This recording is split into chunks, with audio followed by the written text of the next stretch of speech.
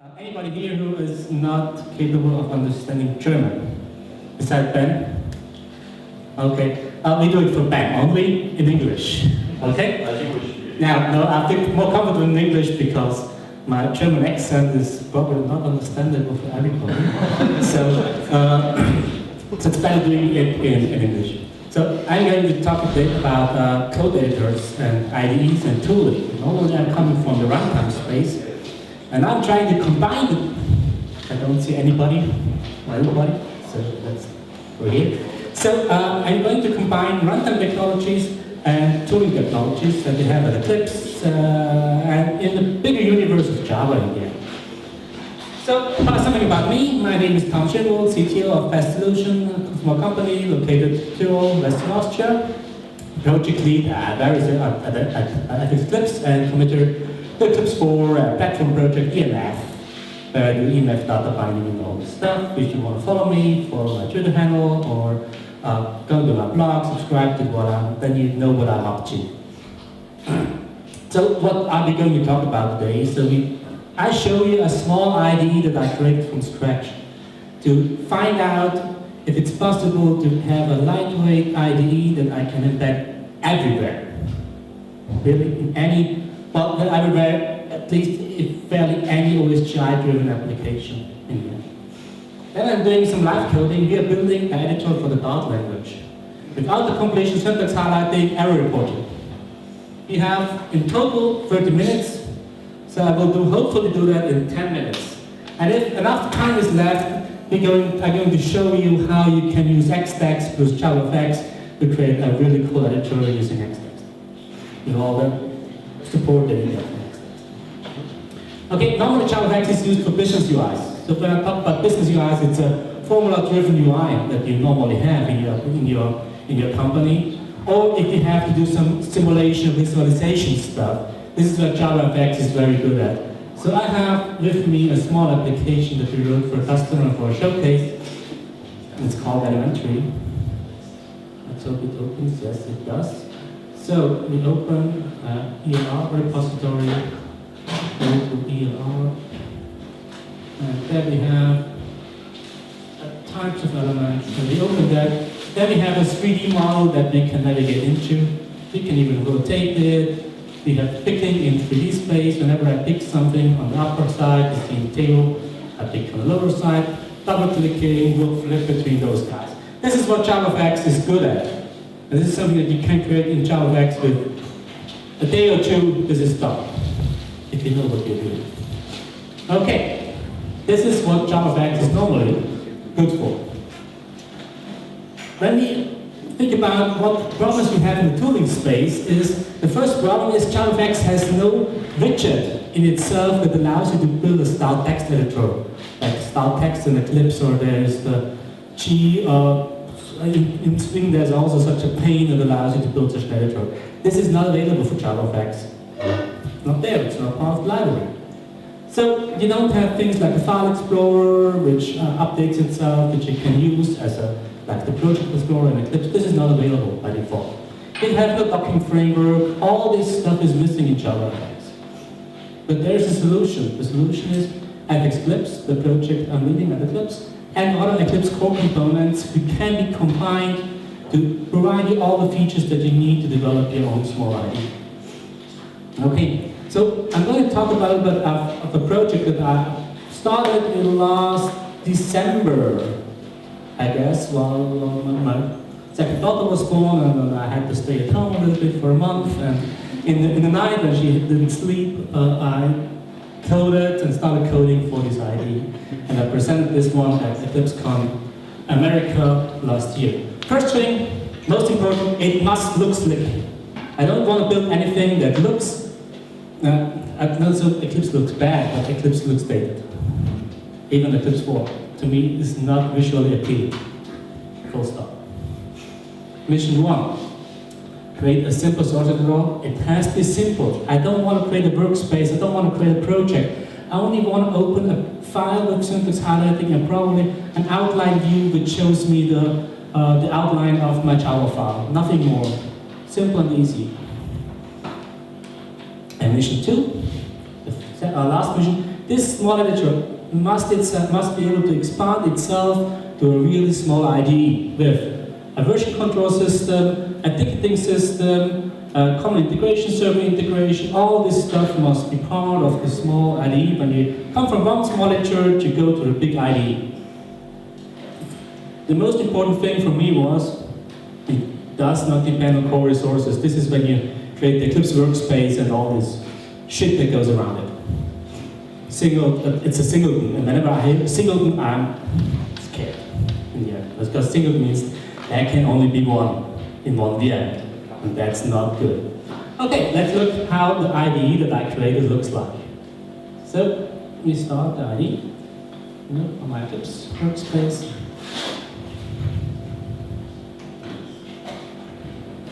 It's minimalistic. It's nothing. It's simply based on the file system.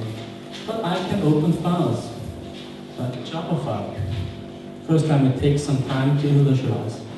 So I have a Java file. I have syntax highlighting. This Java file has 10,000 lines, so it goes quite smooth. So it really works. And when we talk about looking slick, we can go dark. And you can go real dark. You can go half dark with the sliders on the right-hand side are not tunable. No, it's really dark and it flips everything. And that's the cool thing about JavaFX, because this flip took about 3 CSS properties to flip the lines. Yes? But it doesn't depend on the E4 workspace? No, it depends on Eclipse 4, but it does not depend on core resources. Ah. It does not depend on the core source plugin. That's the important fact. So it uses GDT, but GDT is simply a Java compiler. For example, if you run Tomcat, GSPs are compiled using Eclipse Java compiler. So the Java compiler doesn't depend on core resources. It's only all the stuff like the class path and all the stuff the GDT UI creates on top of it that requires the class path. So that's the main idea. So you get this outline view on the right-hand side here. So we can even go bigger. So I clicked it. This file has now, this was opening the file, doing the syntax handling before the tokenizing, plus creating the complete ASD for a file with 160,000 lines of code, with the outline on the right hand side here. So the editor is completely virtual. It does only the syntax handling for the area that you see, but it still had to tokenize the complete file to find out all the regions and all the stuff. Anyways, I think it's quite usable already. When we do presentations, we probably want to switch all the texts in bigger font. So we have presentation mode. Oh, everything that's bigger. So it simply is a switch on the CSS font styling that we push the font to 20 pixels or 25 pixels, I don't know, in the end. And everything applies to it. Remove it, but we can remove the presentation mode, okay?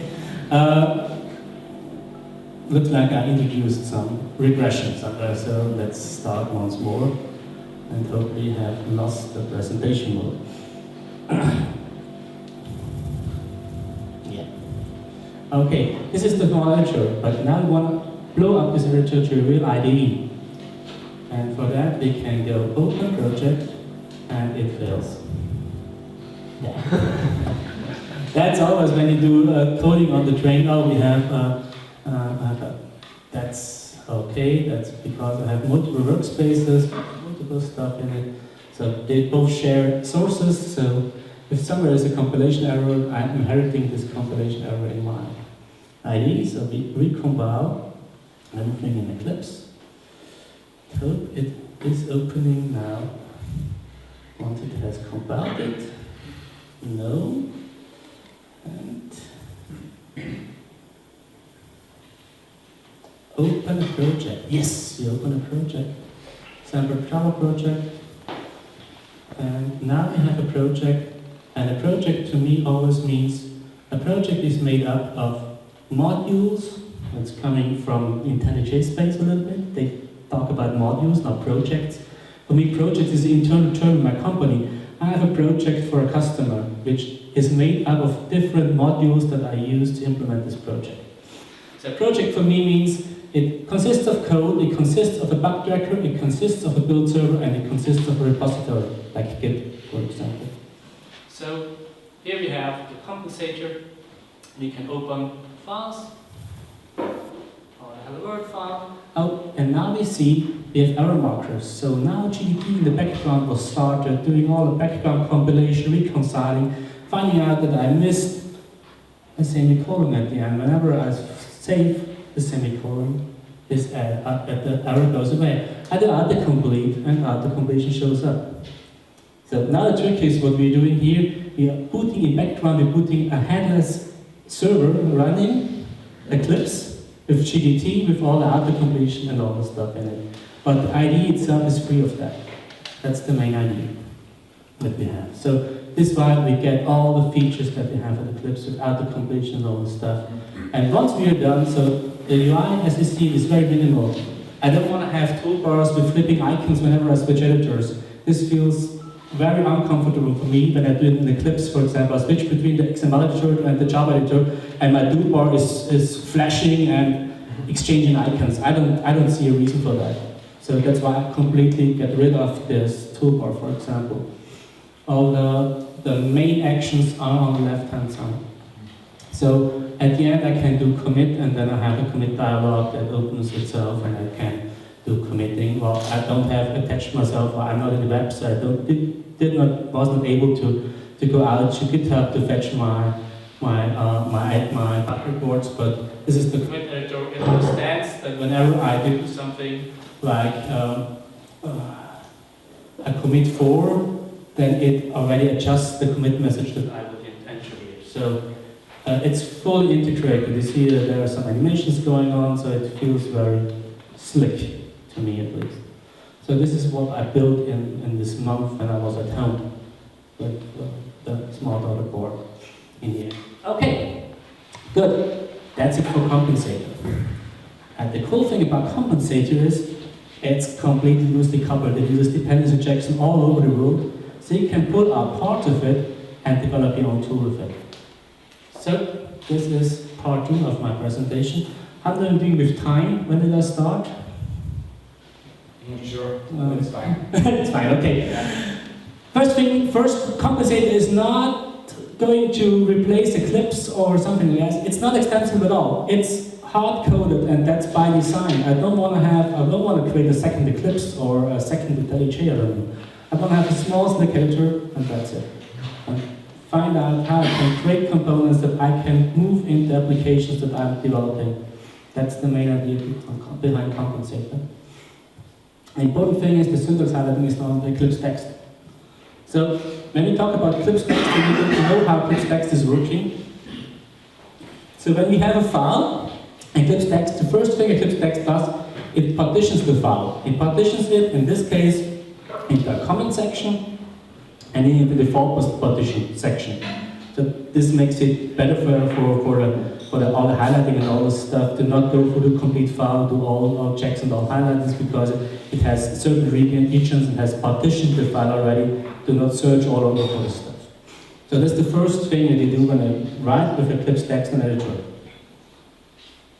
The next thing is you start tokenizing. Well, for the comment you have only one big token. The token starts at position 0 and ends at position 37. Now what's getting more interesting is the area where we have the default partitioning, where we have keywords with a token of type keyword, and a token for the signal, for example, and a token for the state, which is a default text, for example. It would be the Java, it would be a Java code, for example. It's important to remember those keys that are used here: state token default, state keyword, and state default. Because they get important when we do the syntax highlighting. And this is done completely driven by CSS. So I simply reuse the token names. When I tokenize the file, I reuse the token names, and all I do now here is I define the text coloring that I apply when the token is state default, state keyword, state toc default. This allows me to flip the CSS, and all the syntax highlighting is automatically updated. That's the main idea behind it. Okay, let's do some live coding. To develop an editor for the Dart language with syntax highlighting, auto-completion, reusing the stuff that we just used for Eclipse, for this compensator thing. Let's replace with index, because we need to flip team, switch to presentation. So when we by default launch this guy,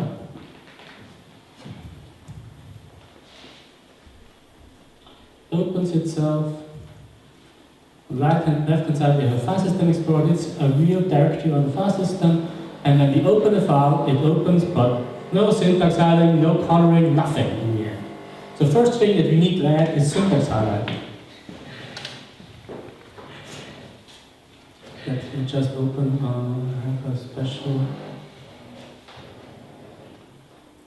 project, democamp. So first thing we need to open a file called HSL file. This is a DSL file, and this DSL file defines the partitioning rules, the tokenizing rules, and all the stuff that you need to do the tokenizing and syntax hiding and styling of your application. So you see we are partitioning the file into a single line doc comment, a multi-line doc comment, and into a string, for example. So strings are special partitions in this way. So first thing when we do Dart, the first thing we have multiple types of keywords, but we have a keyword, and the keyword is called Dart keyword. That's the token that will be added when we do tokenizing. So I have remembered those keywords in here. So those are Dart keywords. They are very similar to the ones that we have in Java here. So that's the first thing we need. We need to tell the synthesizer what are keywords in our language. Another type that we have are built-in types. So they have built-in types. In Java it would be an int and all the stuff, these are built-in types in the language of Dart. Okay, next thing. So in Dart, what you can have, let me open once more my editor.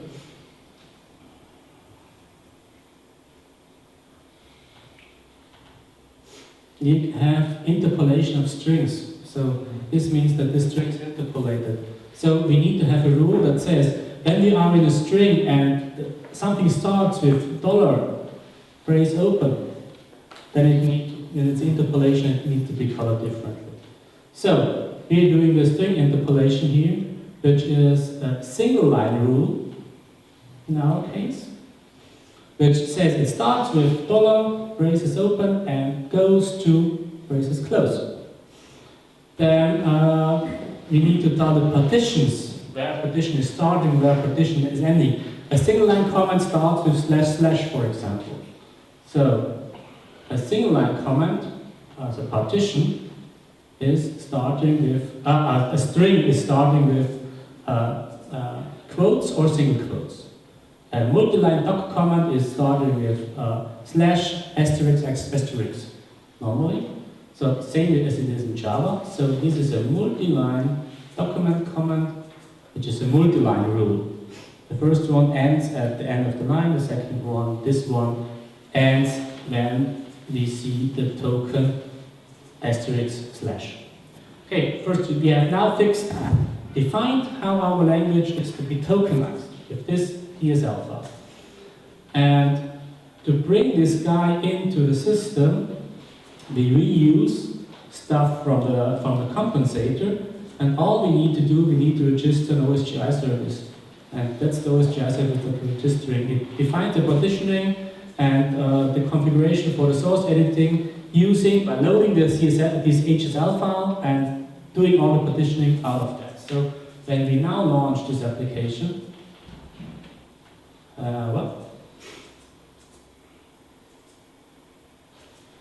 and open the desktop file, we have syntax highlighting in it. So now we did the syntax highlighting for the stuff. Oh, we missed something. So we see the var is not highlighted.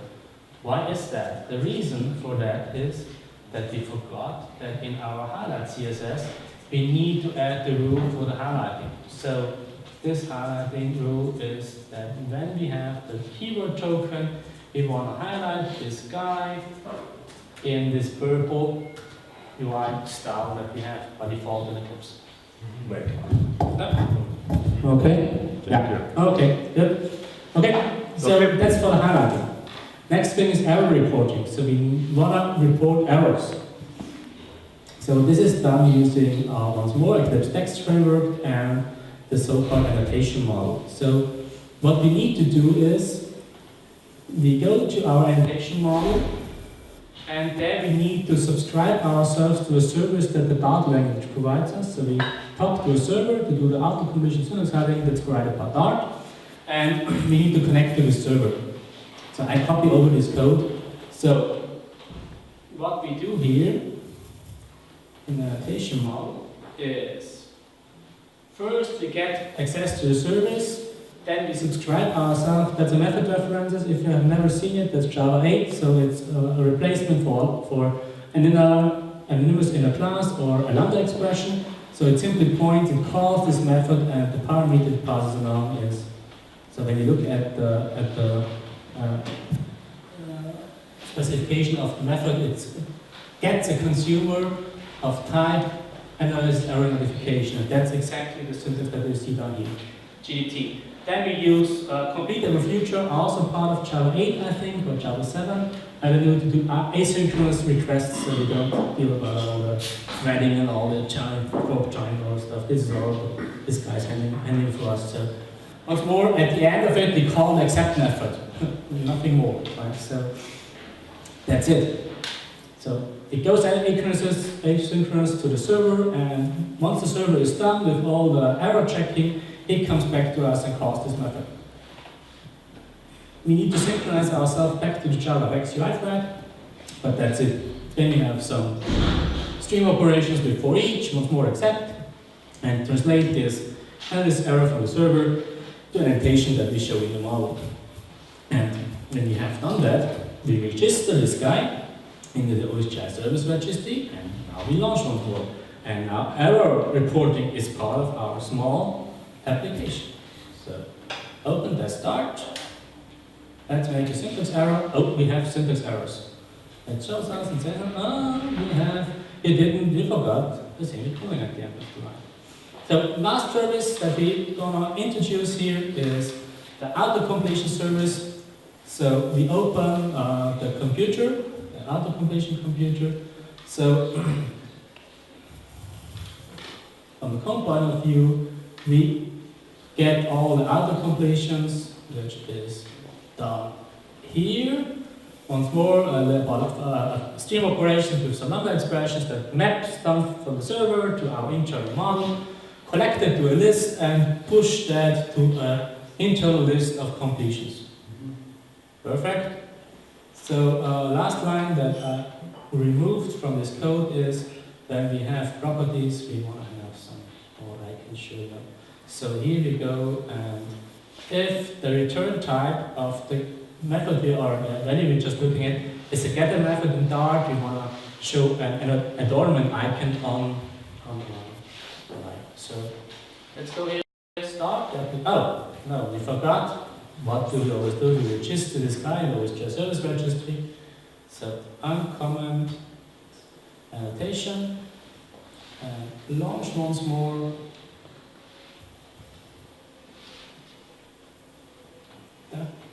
Open. Here we are at r dot autocomplete. This P that you see up here, this was the adornment icon because button is a property in Java in Dart. This is now all that we need to do to take components from the compensator, assemble them to our own application, and get a tool that has auto-completion, all the stuff. Naturally, the cool thing, I've chosen Dart because there is this auto-completion on this analysis server for me. But the same thing is true for GDT, the same thing is true for Xtext, for example. You can do all this stuff with it. And naturally, you can flip the theme. Right? It's based on themes, it's based on CSS, so I simply flip the theme. Okay, that's it for the editor. Do I have time to show you some Xtext, or is my time taken up? I started at No, at 10, 4? We have Okay. some minutes more. Okay, so, good. So, live coding, everything went okay. Perfect. So when you talk about Xtext, well, in the next version of Xtext, they have IntelliJ support. So they have factored out all the infrastructure that they have at the lower end, the auto-completion, syntax highlighting, and all this stuff is separated out from Eclipse because it's usable in IntelliJ as well. So we can make use of their effort and combine them with JavaFX to get editors based on JavaFX plus Xtext, for example. So this is from the Xtext tutorial or Xtext talk I did a few weeks ago. First thing, you need to configure your choose modules. Xtext is completely configured using choose. So this is the choose module. The only thing that we currently support is the content assist implementation so that you get autocomplete. Then you create the choose injector. This is done in this case because I'm not even running OSGI, I'm running plain Java. Pure Java, no OSGI, nothing. It's Java 8 plus Xtext plus EMF. To create a content assist provider, we use some injections. For those who are not using Xtext, this is magic. The final result is the important thing. We set up the source viewer configuration, something that we did before as well. Here you see you do the content assist, and here we go out to Xtext and tell it the document that we have, the URI of the document, and the offset in the file that we do the autocomplete in the end. That's it. And out of that you get a small editor, which looks like this, or in dark like this. And I have even this editor with me. So let's go here. And once more, it's important to understand that this editor is plain Java. It's not OSGI, it's nothing, it's plain Java using our framework, plus we have now auto-completion from Xtext, because we are running Xtext. No Eclipse workspace, no OSGI, nothing involved. Pure Java code with Eclipse technologies to develop your editors. You can embed that in any application that you want. You mean in a application? Yes. Yeah. Xtext will provide, in the next version, they will provide support for Orion editors. So you can plug your IDE and the Orion editor framework. So that IDE, yes. That's on there. Well, it's a preview version. They're going to release with 2.9. So it's not stable or something like that, but it has all the important stuff like auto-completion, syntax highlighting. I think they only have lexical highlighting. So there's a difference. Lexical highlighting goes with the tokens, which is easy. But for example, in Eclipse, when you have a member variable, but this guy goes blue. For this, you need semantic information. You need to know this is a static variable to make it blue and italic, for example. This is something that you cannot easily do with Orion, for example. And this is also something that we don't support it with the JavaFX integration in no language at the moment. But, well, this is something, well, for us it's no problem to add that. For Orion it's harder because semantic highlighting is coming, well, first you do the fast lexical highlighting, and then the background server starts processing and creating the ASD and then sends back the information. But Orion is a web framework which does in a REST manner, so it's only a request base. So the server is not allowed to push you informations. So I think that's the problem for Orion, for example, to implement. The client must always request, is there semantic highlighting, is there semantic highlighting? That's something that I think is not implemented in Orion. Okay, I think that's the last slide. Yeah, that's it, I'm done. I'm open for questions. No question. Okay. No problem. I hope you enjoyed the short talk. And it's available at GitHub. What's available? Now, the compensator. Compensator is not a GitHub. Compensator is part of the Eclipse repo at Eclipse Store. Okay. All sources I showed are part of the Eclipse Store. Yeah. The only thing is Xtext stuff is at GitHub. Or? No, I pushed it. I pushed it to Eclipse Master. So also this is part of. Let me see where it is. But I think it looks like this is also. Yeah, it's also all stuff is part of Eclipse. Eclipse. We are not, well, this is unreleased stuff. We are now releasing version 2.0 of Eclipse with stable components. Those are research projects that we have internally. It's not stable, but it works fairly well, I guess. So, and we're happy if you're interested in that. Yes? You mentioned Orion. Did you already have some experience with Orion? Well, when I started my journey, I think 2 years ago, I started the journey with code editors in JavaFX. And by then I simply had used Orion and embedded a web view with Orion. And I'd say Orion works fairly well. So it's, well, what's a little, well, it is 2 years ago, but it was a little bit hard to do synthesizing by them. That is something that they have changed now. You do regular expressions with synthesizing. As I said, they don't have semantic highlighting, but I cannot talk about Orion beside this one thing when I tried to use it in my JavaFX applications as a text editor replacement. So, but from the presentations I saw, it always looks quite good, and there is a lot of manpower at IBM behind that. Exactly. So they're pushing very hard on it. So, what for me the biggest thing is, JavaScript is nice, right? So, but I cannot imagine doing all my company project in JavaScript, and Orion is fairly heavily based to web technologies like JavaScript. So they don't have an editor for Java, for example. The reason is simple. It's a singleton problem of GDT and Eclipse core resources. They cannot simply reuse GDT in web space because they have to boot for every instance of an editor, of a user. They'd have to bring up an instance of the Eclipse IDE. Well, which is, and Eclipse is not famous for using too less memory. So, this is the problem that they have with Java, with a compiled language like Java, that the tool, Eclipse tool, is not written in mind, the GDT is not written with multi-instance environments in mind. It's written with this desktop IDE setup in mind. That's the big problem. So if GDT and if IBM is putting, well, probably hopefully someday, putting the resources to pull out this singleton pattern from GDT and core resources, then I think we will see Java editors in Orion. Not before, because from a resource point of view, it